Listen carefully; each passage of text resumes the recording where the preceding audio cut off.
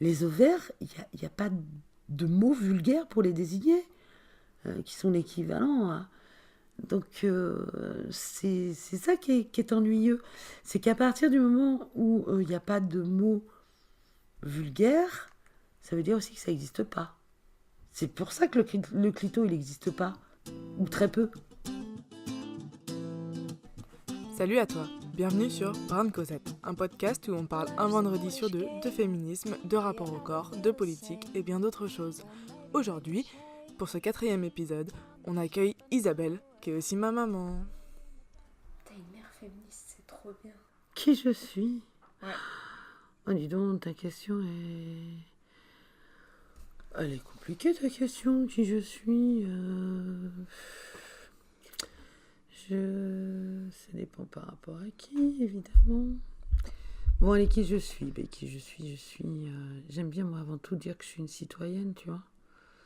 Je suis une citoyenne, comme il y a des citoyens, des citoyennes. Certainement européennes, avant tout. Après, bon, je vais définir un peu plus précisément, tu vois. Après, je vais être française. Du coup, ça définit déjà, parce que ça veut dire aussi que dans le privé, je suis une femme. Tu vois, je suis une mère. Voilà, qui je suis.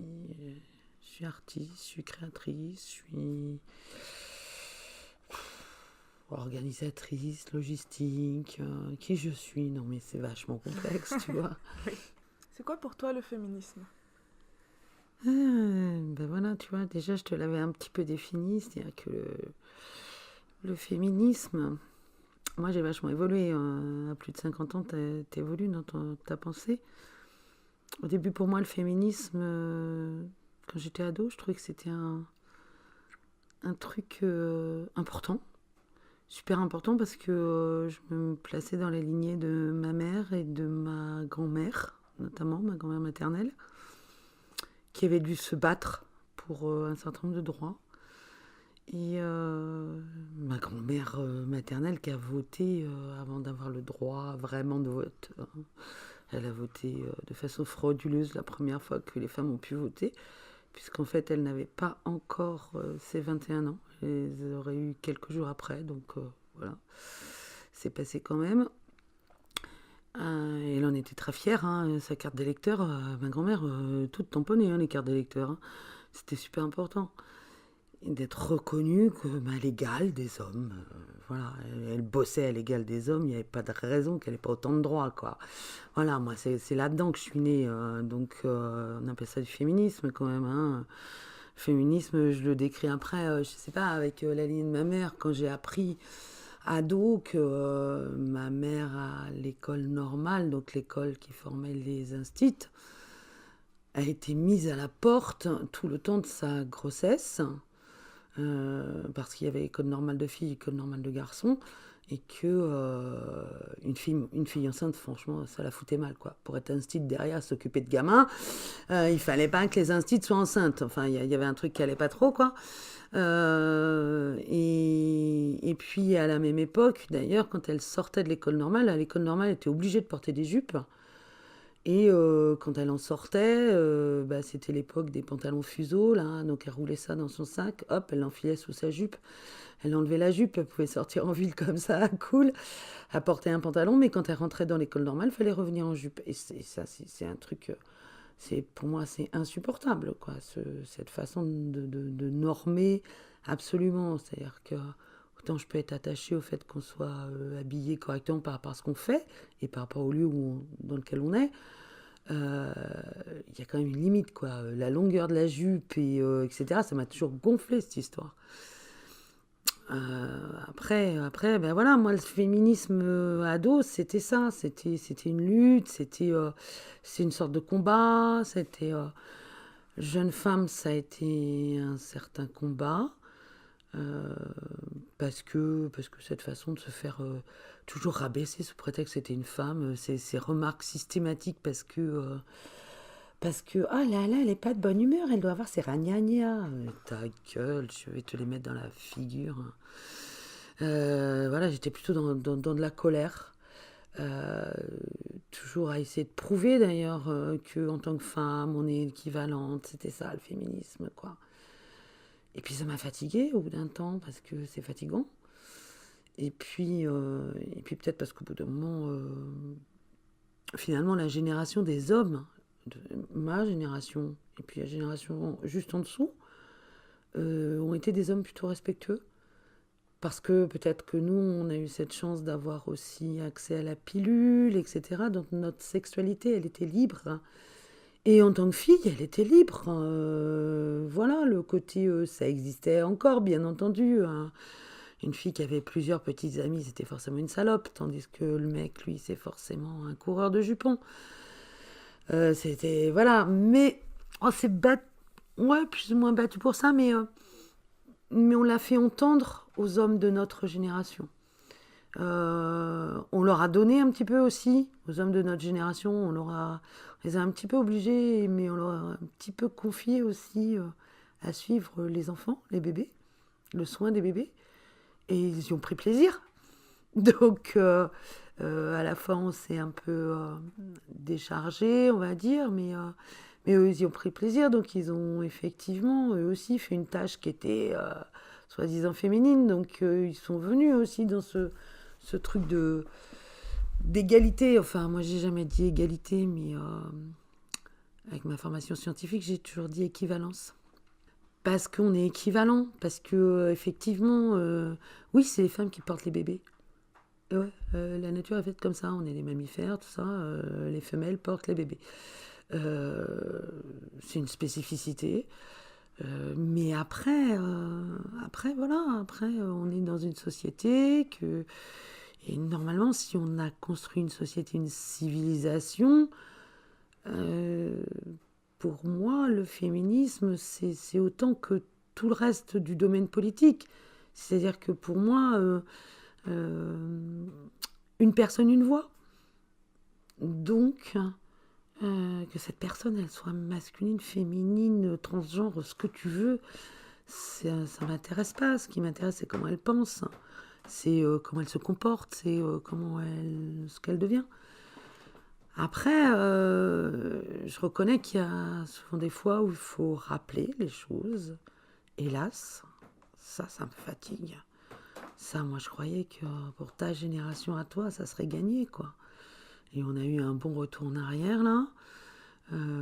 Certainement avec les années SIDA, etc., qu'on renfermait les gens sur des histoires de couple qui n'avaient pas changé. Enfin bref, un truc qui est devenu...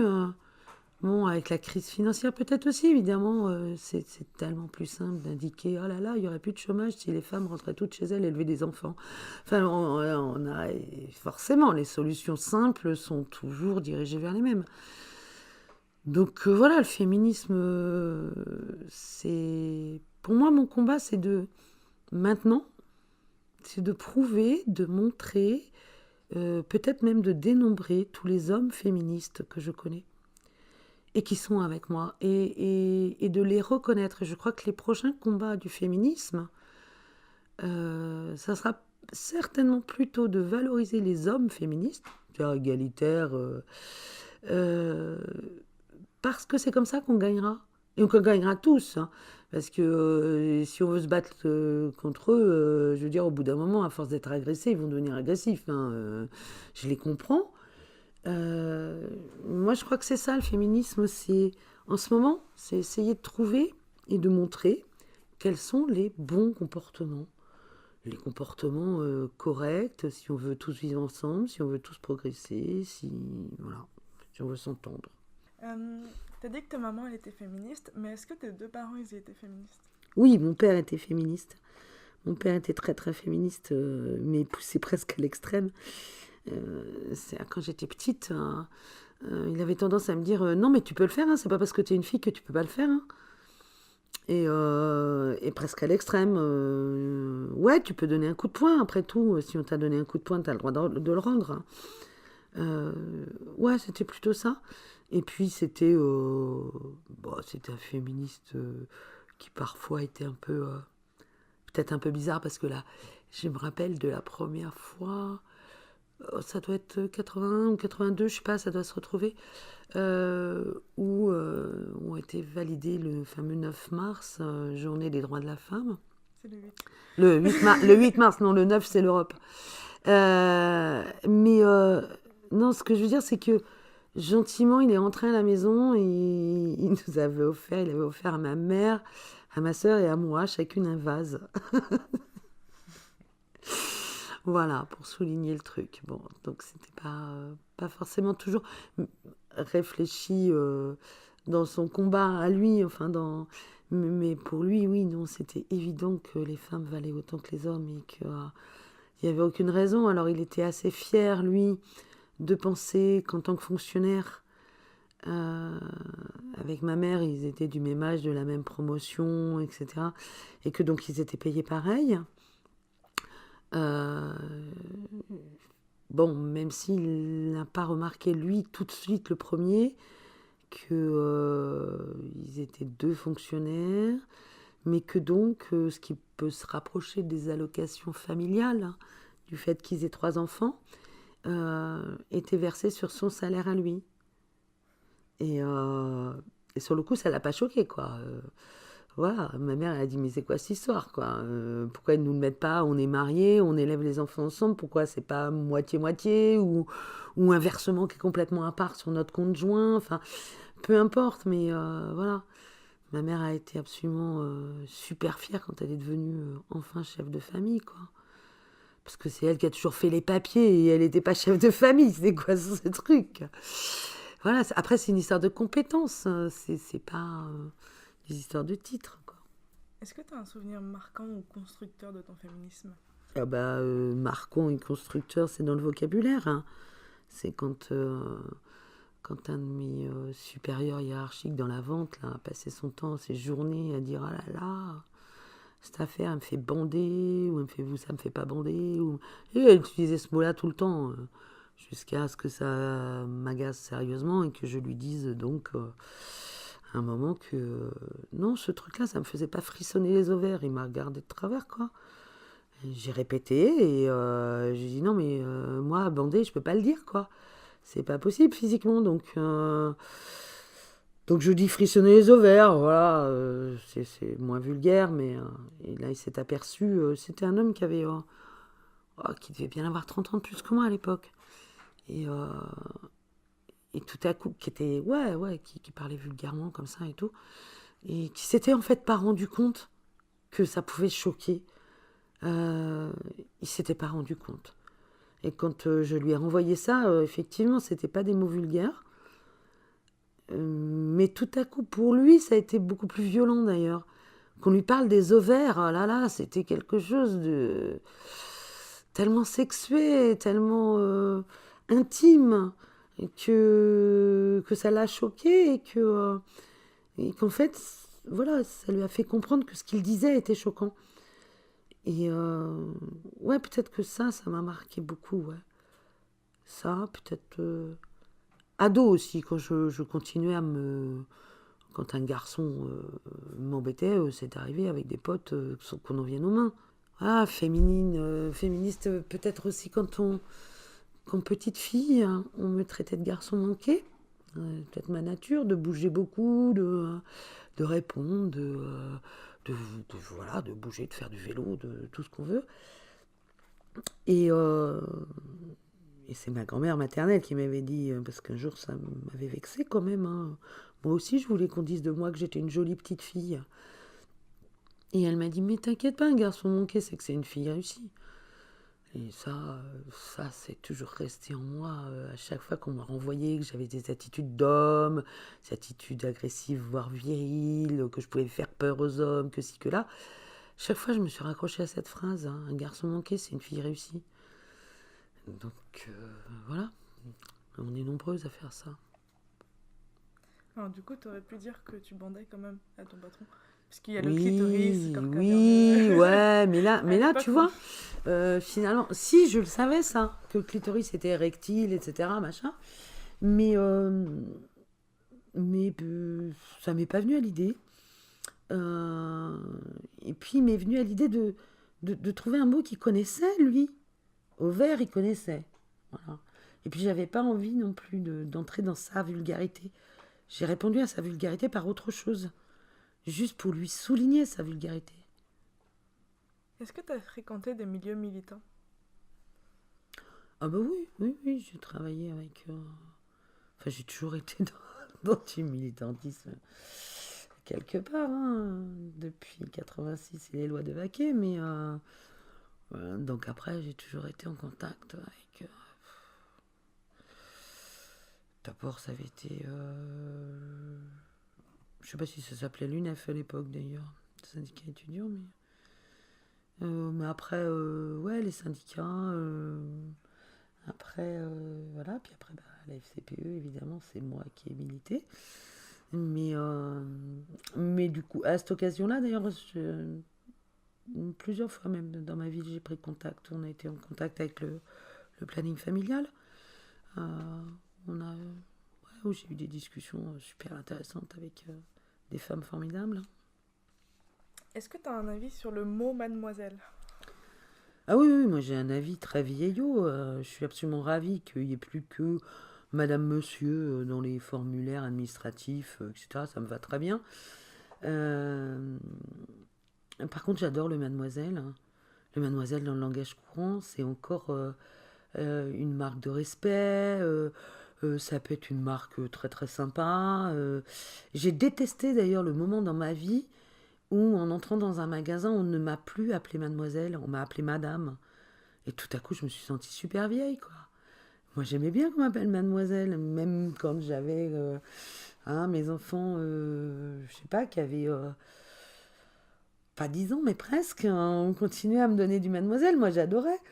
Euh, le mademoiselle, moi je l'aime bien. Il est, je sais pas, il souligne la jeunesse, il fait une différence entre... parce qu'à ce moment-là, ça veut dire qu'on donne du madame de la petite fille de 3 ans à la grand-mère de 97 ans, tu vois. Je trouve pas ça très élogieux, ni pour les unes, ni pour les autres. Voilà. Je trouve que dans le langage courant, après, évidemment qu'au niveau administratif, on n'a pas du tout besoin de faire cette différence débile de savoir si t'es marié, pas marié. En plus, il faut donner du madame à partir du moment qu'il y a des enfants. Enfin, c'était très, très compliqué. Mais dans le langage... enfin, franchement, dans les rapports qu'on peut avoir entre les gens, moi, j'ai envie de choses un peu plus apaisées, un peu plus douces. Ça se rapprocherait pour moi de la galanterie, tu vois. Après tout, un homme qui m'ouvre la porte, je lui dis merci. Je trouve ça sympathique. Et pas plus, pas dégradant. Pas, voilà. Et ça fait partie de la même chose, pour moi. Et pour moi, en tant que femme, pouvoir dire mademoiselle à une fille, d'ailleurs, j'utilise peu ce mot-là, je dis plutôt jeune fille. Mais voilà. Est-ce que tu as un avis sur le mouvement MeToo? Un avis sur le mouvement MeToo. Oui, bien sûr que j'ai un avis sur le mouvement MeToo. J'ai trouvé que c'était bien, parce que tout ce qui peut permettre de donner la parole est intéressant. Parce que effectivement, depuis une vingtaine d'années, on n'en parlait plus, donc on avait l'impression que ça n'existait plus. Et donc c'est important qu'il y ait plein de femmes qui puissent exprimer le fait que ça existe encore, quoi. Et que même, peut-être, c'est même un petit peu, on est revenu un peu en arrière et que ce genre de comportement débile existe.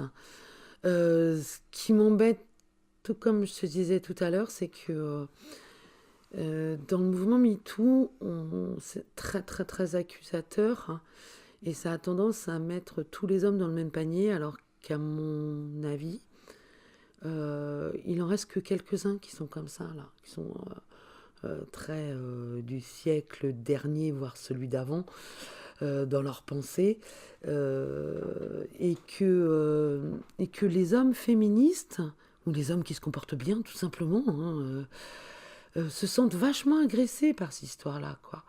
Et que c'est pas bon. Ça, c'est pas bon. Bon, alors après, le mouvement MeToo aussi, il permet des choses... c'est un petit peu normal quand on dénonce une exaction. On a eu la même chose avec la pédophilie.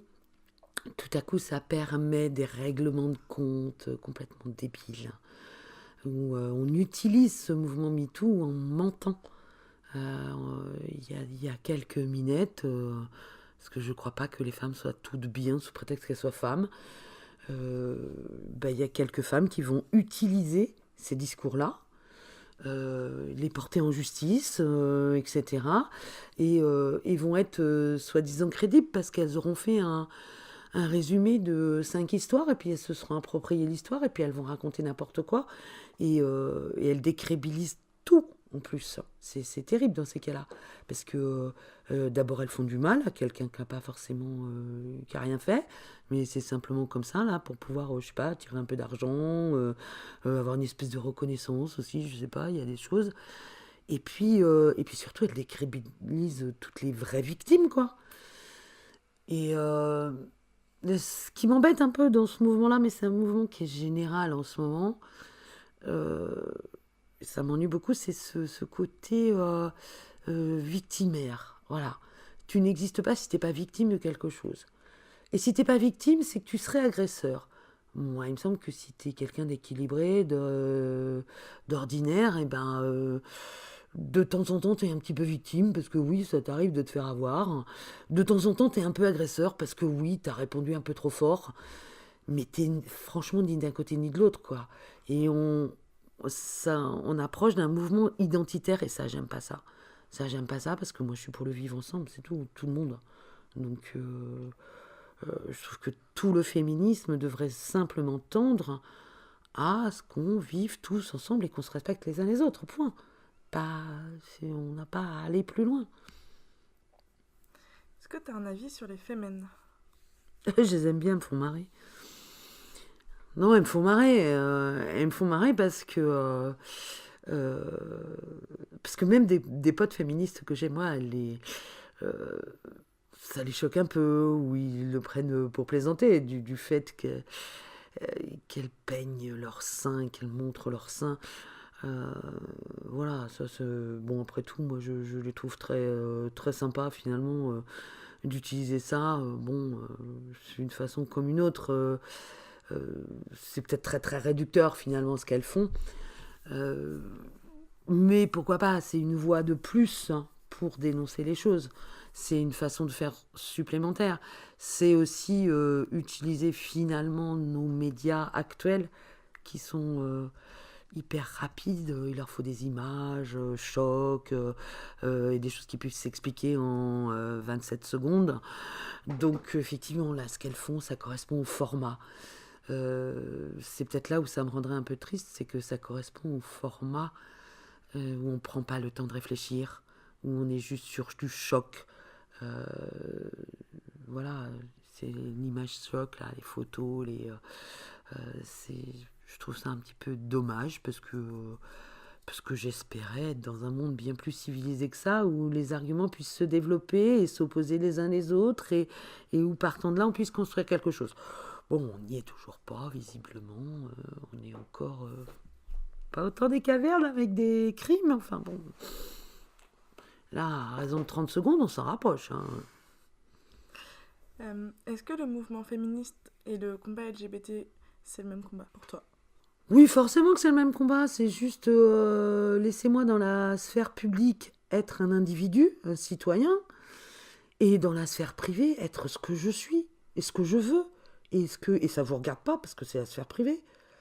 Donc, moi, j'ai absolument aucun besoin de savoir que la personne en face de moi est lesbienne ou gay ou trans. J'ai pas besoin. La plupart du temps, le rapport que j'ai avec cette personne-là, c'est pas un rapport intime. Dans la vie, dans la sphère publique, j'ai des rapports publics. Donc, j'ai juste rapport avec ce qu'ils pensent, ce qu'ils font. Et voilà. J'ai pas besoin de savoir quelle est leur sexualité, puis ça les regarde eux, et comme la mienne me regarde moi, quoi. Ça veut pas dire que c'est quelque chose de secret et de machin. Mais ça n'a pas non plus à être affiché, quoi. À la limite, je vais te dire, je le pense de la même façon que je pense la laïcité. C'est-à-dire qu'on vit tous ensemble, on respecte une loi commune, et puis après, on a le droit de ne pas croire, de croire, etc. De la même façon, on a le droit d'être homo, hétéro, ce qu'on veut. C'est dans la sphère privée, point. C'est comment d'être maman et féministe?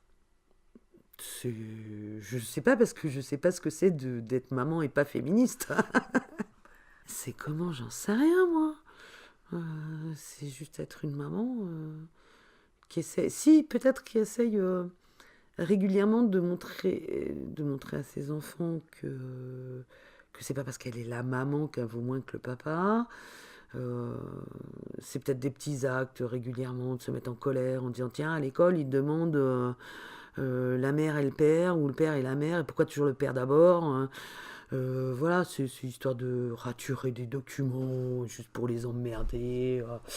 C'est faire remarquer, parce que moi, cette loi, elle m'intéresse beaucoup, qu'en principe, les deux parents, et sauf cas très très rares, hein, sont responsables de la même façon, à la même hauteur. Et donc, il n'y a pas le responsable légal, il y a les responsables légaux. Sauf quand on ne connaît pas un des responsables, ça peut arriver. Mais quand les deux sont connus, les deux sont responsables. Donc, voilà, c'est juste faire respecter cette parité-là aussi. Mais dans les deux sens, hein, dans les deux sens, parce que sur un bobo, on va toujours appeler maman. Et puis, je sais pas, sur l'orientation ou je sais pas quoi, on va demander au papa. Qu'est-ce qu'on en sait, comment c'est organisé dans la famille? Ça peut être l'inverse. Et donc, être maman féministe, c'est juste faire remarquer ça de temps en temps. C'est juste faire remarquer que, chouette, on est vachement contente parce qu'il y a aussi des papas qui viennent chercher leurs enfants. Ouais, c'est des petites remarques peut-être, ouais. Ouais, peut-être quand même. Être une maman féministe, ça infuse quand même, mais... et puis ça diffuse surtout. Mais voilà, mais c'est pas plus que ça. Pour moi, c'était compliqué parce que dans ma position de femme au foyer, être aussi féministe, pas toujours facile à faire entendre, mais bon, c'est pas grave. C'est quoi ton rapport au corps? Il est comme tout le monde, il est vachement compliqué. Il est vachement compliqué parce qu'il y a le corps tel que la société l'entend. La société entend le corps comme objet, la société entend le corps comme faire valoir, etc. Donc, globalement, dans notre culture, m'est renvoyé de l'extérieur des choses qui me contraignent. Ouais, parce que sur l'apparence physique, parce que, etc. Aussi sur le corps objet, parce que ça, finalement, j'ai compris que le corps, il n'est pas objet, quoi. On est un individu complet. Il n'y a pas le corps et l'esprit. S'il n'y a pas d'esprit, il n'y a pas de corps. S'il n'y a pas de corps, il n'y a pas d'esprit, quoi. L'esprit est un organe comme un autre de notre corps complet, de notre enveloppe corporelle. Après, mon rapport au corps, c'est ce que je suis capable ou plus capable de faire, etc. Ça, j'y pas... je veux dire, c'est assez... En fait, j'ai un genre assez neutre, finalement. Finalement, mon corps, il est plus neutre, dans le sens où c'est physiquement, est-ce que je peux pousser une brouette, faire 5 km à pied, nager... voilà, est-ce que je me tiens assise, est-ce que j'ai envie de dormir, est-ce que c'est tous ces besoins physiologiques, mais qui sont les mêmes pour tout le monde, que tu sois homme ou que tu sois femme, donc ça pas... Après, mon rapport à mon corps de femme, il se trouve que je suis une femme, que j'aime bien être une femme, parce que j'ai fait l'exercice une fois avec le planning familial, imaginez-vous, vous vous réveillez, vous êtes un homme, je trouve cet exercice absolument très très drôle, et très drôle, en fait, non, je préfère être une femme, moi. Moi, j'ai préféré être une femme parce que ça m'a permis de porter des enfants, j'en ai été très heureuse. Ça m'a permis de les allaiter, j'en ai été ravie. Bon, j'ai le pendant de ça, hein. En pendant de ça, t'as les règles, t'as la ménopause maintenant. Enfin bon, c'est pas très drôle non plus, hein, mais c'est peut-être parce que j'estime que tout a un prix quelque part. Et donc peut-être que le prix du bonheur de pouvoir porter des enfants, de pouvoir les allaiter, C'est peut-être ça, c'est d'avoir tes règles pendant un certain temps et puis d'avoir cette putain de ménopause qui t'empêche de dormir. Mais sinon, voilà, c'est une spécificité physiologique du fait que je sois femme. Mais sinon, mon rapport au corps, je sais pas, pour moi, le corps est un... Ouais, il n'est pas à part d'ailleurs, en fait. Hein. Il n'est pas à part de mon esprit. Enfin, mon cerveau est dans mon corps, comme mon estomac, mes intestins, mon vagin et mes pieds, quoi. Et mes mains surtout, parce que j'aime bien mes mains. Important, mes mains. Mais voilà, pas plus que ça. C'est quoi ton rapport au sexe? Je trouve que c'est une grande composante de la vie, une composante essentielle, la sexualité, si on parle de ça. Parce que le sexe, sinon, c'est un organe comme un autre.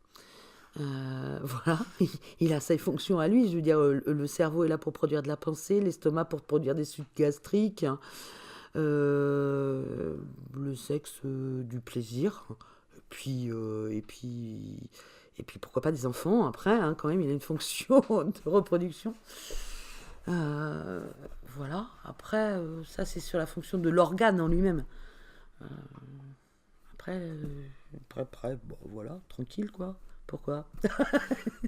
C'est pas plus qu'autre chose. Parce que là, en plus, t'es ma maman, mais tout le temps où j'étais petite, et même encore maintenant, il y a pas mal de fois où je suis globalement en planning familial de mes potes. Et en grande partie parce que t'as su répondre à certaines de mes questions, t'as su aller chercher aussi pour répondre à d'autres. Et que tout le monde n'a pas ça. Mais oui, mais je viens de te le dire en fait. Le sexe, c'est un organe comme un autre. C'est-à-dire que la sexualité, par rapport peut-être à l'éducation, c'est une part de l'éducation qu'on doit donner aussi, même si c'est pas toujours simple à faire. Mais est-ce que finalement c'est plus compliqué que d'apprendre aux enfants à bien manger? Je suis pas sûre. Est-ce que c'est plus compliqué que de leur apprendre à se protéger, de leur apprendre à être curieux, de respecter, c'est pareil, c'est une des composantes de l'éducation. Alors peut-être que sur le sexe il faut donner plus d'informations vraies, pas seulement des informations techniques d'ailleurs, je trouve. Il faut parler de plaisir, il faut parler d'amour. Parce qu'on n'est pas des bonobos, on ne résout pas tous nos problèmes avec ça, mais enfin quand même, hein, il y a beaucoup d'histoires de cul qui ont provoqué des guerres, hein, donc on est... voilà, c'est une composante, hein, c'est une composante de la vie. C'est une composante importante d'ailleurs. Hein, moi je suis assez d'accord avec Coluche, quoi. Le fric et le cul, c'est ce qui gouverne le monde, donc voilà. Ça fait partie des choses, des comportements et des choses qu'il faut apprendre, ou il faut apprendre à gérer,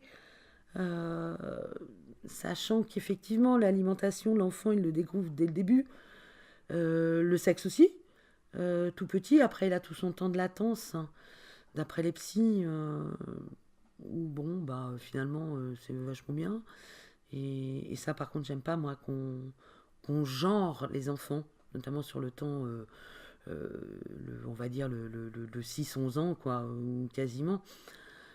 J'ai horreur, déjà même avant, j'aime pas qu'on les genre. Pour moi, avant tout, c'est des enfants, quoi. T'es enfant, autrement dit, t'es apprenant, voilà, t'es un être humain, un individu, à part entière, mais qui a vraiment encore besoin d'être beaucoup soutenu pour être formé, avant de devenir adulte responsable. Si bien que tu as le droit à l'erreur, si bien que, voilà, moi j'accorde tout ça à l'enfance. Mais pour moi, c'est l'enfance, quoi, c'est l'enfance globale, c'est l'enfance, elle n'a pas spécialement à être genrée. Alors oui, en fin d'enfance, c'est-à-dire à l'adolescence, elle est forcément un peu genrée parce qu'il y a une transformation du corps, une transformation hormonale, il y a tout un tas de choses qui font que il faut que tu expliques ce qui se passe. Et il faut même que tu l'aies expliqué et dit avant les différences. Mais sans plus, quoi. C'est pas... Enfin, est-ce que c'est plus compliqué que de dire non, faut pas bouffer que du sucre dans la vie, quoi, et qu'il faut manger aussi des haricots verts? Je suis pas sûre. Je suis pas sûre que ça soit plus compliqué, moi. Franchement. Seul truc, c'est que la plupart des gens associent la sexualité à leur propre sexualité. Ce que je fais certainement aussi, d'ailleurs. Euh, mais on peut parler, je pense, de sexualité sans spécialement totalement dévoiler ta totale intimité, quoi. Ça, il n'y a pas besoin. Et on peut expliquer une sexualité ordinaire, tout comme on explique des comportements ordinaires.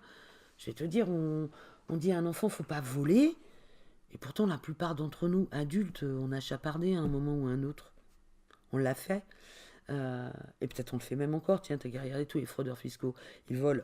Mais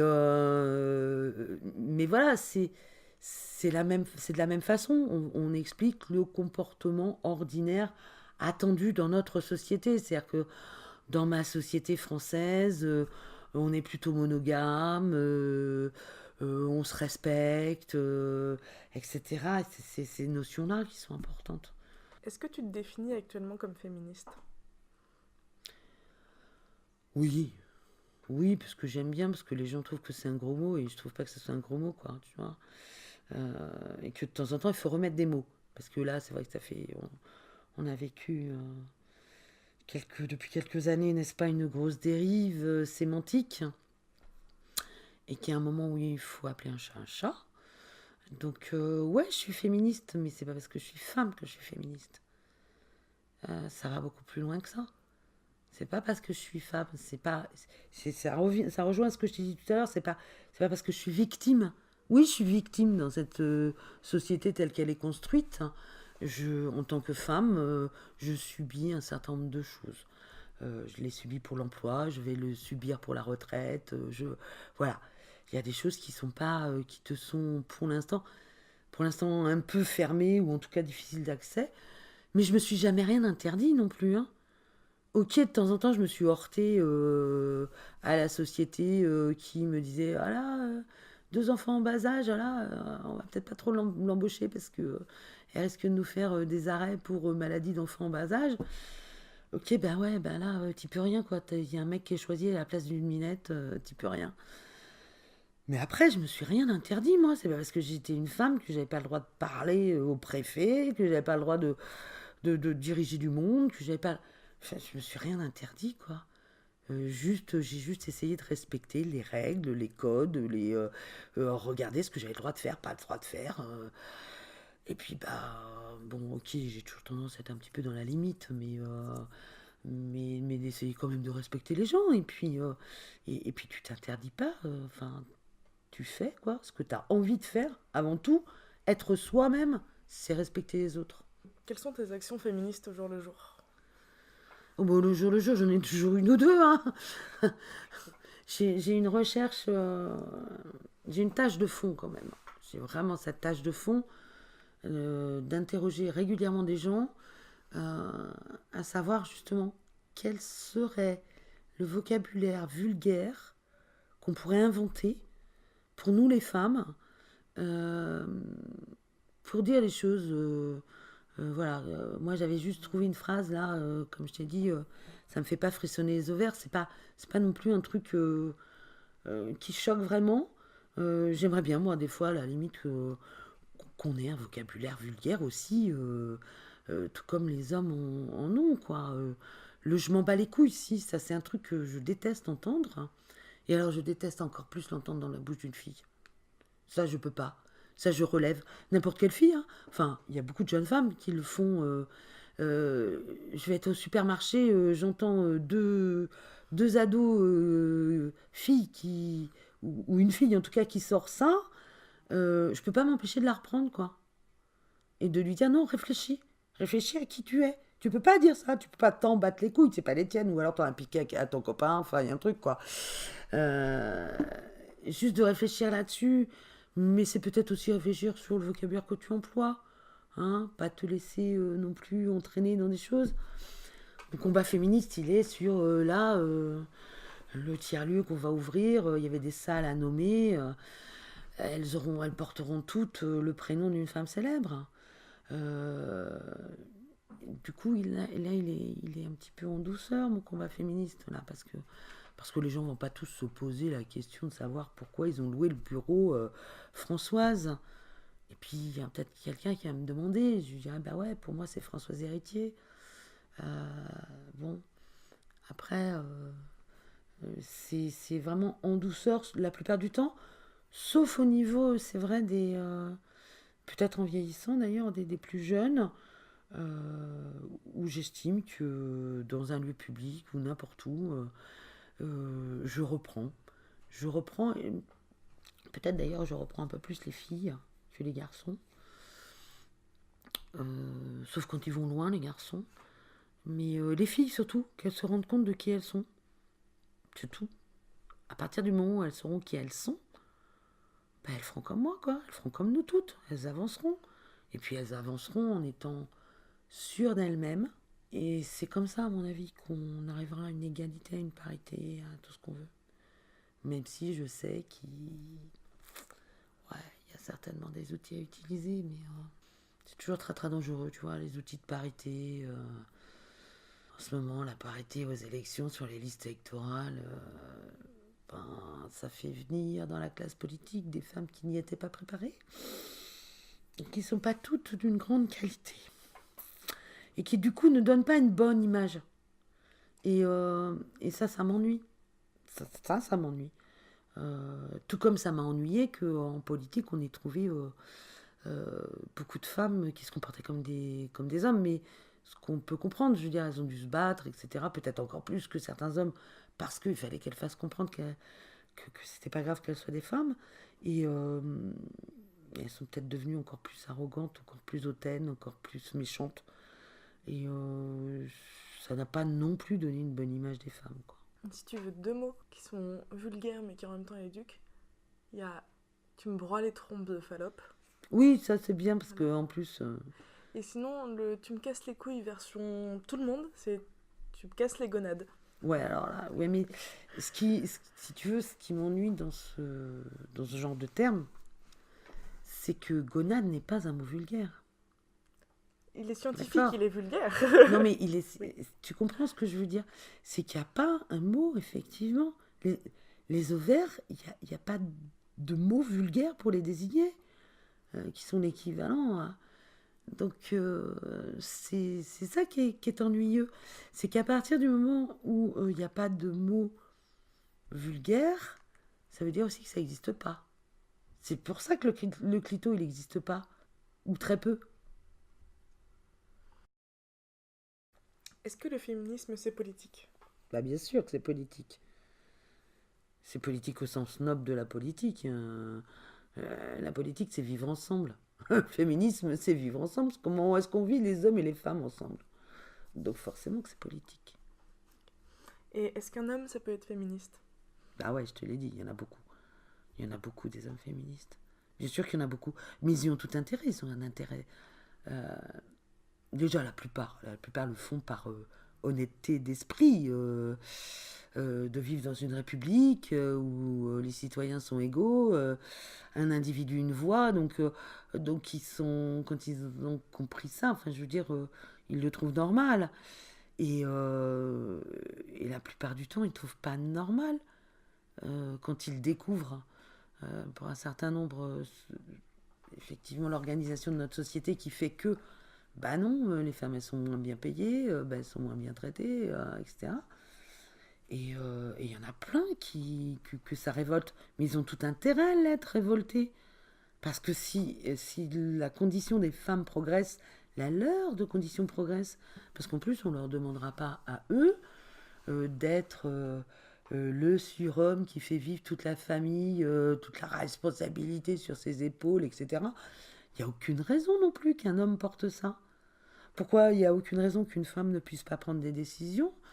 Et pourquoi il y aurait toutes les raisons qu'un homme prenne toutes les décisions, soit obligé de le faire? C'est pareil. Ils ont tout intérêt à ce qu'on soit à égalité. Parce qu'à ce moment-là, tu es beaucoup plus fort. Ça veut dire que dans une construction très traditionnelle de famille, en couple hétérosexuel, qui a des enfants, allez, on va être très traditionnel, un garçon et une fille. Là, on est vraiment dans le top. C'est quand même mieux d'être 2 adultes pour élever 2 enfants, pour gagner sa vie, pour organiser la vie. C'est quand même mieux d'être 2 à égalité, justement. Voilà. Et puis c'est mieux d'être dans le plaisir, et c'est mieux d'être Ils ont tout à y gagner. Donc, ouais, moi, je connais plein de mecs intelligents, ils ont compris ça, hein. Depuis longtemps, ils n'ont pas du tout envie d'être virils, obligés de porter des choses plus qu'ils ne le peuvent physiquement, sous prétexte que... voilà, ok. Je suis sûre que la plupart d'entre eux, ça les fait rire quand même de jouer à celui qui pisse le plus loin. Mais pourquoi pas?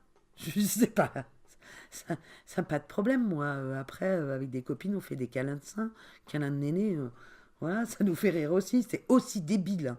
Mais on a le droit d'être débile jusqu'au bout.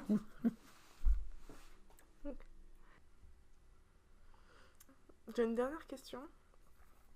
Est-ce que tu as un exemple de personne inspirante pour ton féminisme?